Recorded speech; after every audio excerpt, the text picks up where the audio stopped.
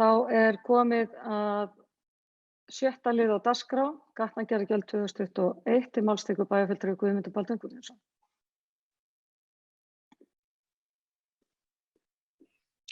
Forseti, ágætu bæjarfulltrúar, hér er tekið fyrir liður númer 12 í fundargerð skipulagsráðs dagsett 22. desember síðastliðinn, en þar var lögð fram tillaga breytingu á gjaldskrá gatnagerðargjalda Akureyrarbæjar.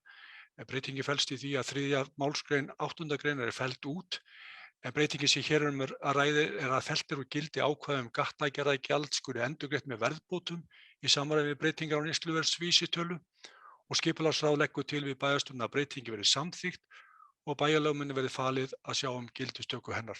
Takk. Það var bæjarfulltrúi Guðmundur Baldvin Guðmundsson lokið máli sínu, orðið er laust.